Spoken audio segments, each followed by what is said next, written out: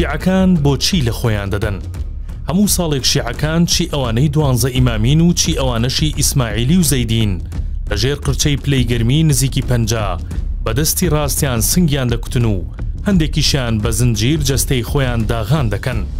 بە دوای وەڵامی ئەو پرسیارەین شیعەکان بۆچی لە خۆیان دەدەن؟ شیعەکان لە ڕۆژی عاشورا کە لە دەڕۆژی سەرەتای مانگی محەڕەم ئەنجام دەدرێت تا چلەی ئیمامی حوسێن لە مانگی سەفەر مەراسیمە ئاینەکانیان ئەنجام دەدەن. بەڵام لە خۆدان و هاواری شیعەکان لە دەیەمین ڕۆژی مانگی محەڕەمە ئەو ڕۆژەیە کە لە جەنگی تەفەف ساڵی 61 کۆچی ئیمامی حوسێن و نزیکەکانی شەهید کران.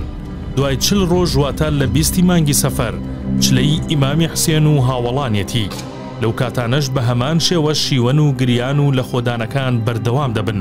بەمە دەوترێت شعائیری حوسێنی.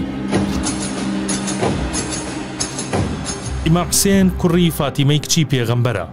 ڕووداوی کوشتنەکەی بە تەواوی پەیوەندی هەبوو بە هەڵگەڕانەوەی ئیمامی حوسێن لە دەوڵەتی یەزیدی کوڕی مەعاویە.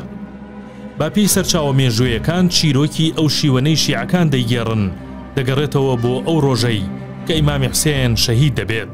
خوشک و هاوسەر و کچانی ئیمام بۆ ماوەی 3 ڕۆژ شیوەنیان کردووە. دواتر ئەو شیوەنە گواستراوەتەوە بۆ مەدینە و بۆ ماڵی پێغەمبەر و لەوێ بۆ ماوەی ساڵێک شیوەن بەردەوام بووە.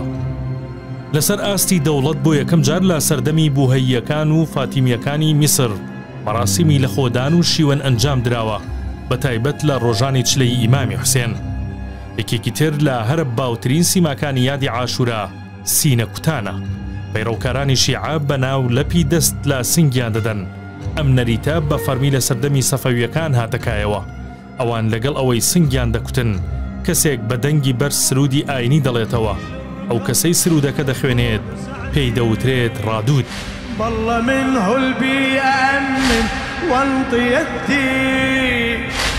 شیعەکان لە ڕۆژانی عاشورا و چلەی ئیمامی حوسێن بەڕیز دەوەستن و پێشوە زنجیرێک بەیەکەوە بەستراویان بەدەستەوەیە.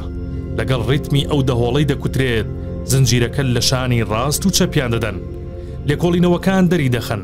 ئەو شێوازە سەرەتا لە هیندستانەوە سەری هەڵداوە و دواتر پەڕیوەتەوە بۆ ئێران. بە تایبەت لە سەردەمی حکمی قاجارەکان بۆتە نەریتێکی باو. بەڵام دیارترین سیمای ڕۆژانی عاشورا کە زۆر لەبارەیەوە دەوترێت تیخبازیە. بەشێک لەوانەی لە مەراسیمەکە بەشدارن بە تیخ یان بە قەمما یانیش بە شمشێر لە نێو چاوان و پێشە سەریان دەدەن تا خوێنی لێدێت. زۆربەیان جلێکی سپی لەبەردەکەن وەک ئاماژەی کفن. هەندێک لەوانە ڕۆژی دەی محەڕەم سەری خۆیان دەتاتشن و تیخ و قەمما لە نێو چاوانیان دەخشێنن. بەشێکیان شەوی بەر لە دەی محەڕەم بە قامیشێک نێو چاوانیان دەئاوسێنن بۆەوەی ڕۆژی دواتر کردداری خوێن هاتنەکە ئاسانتر بێت. بە مەوکیب دەڕۆن و هاوار دەکەن حەیدەر حەیدەر مەبەست لێی ئیمامی عەلیە.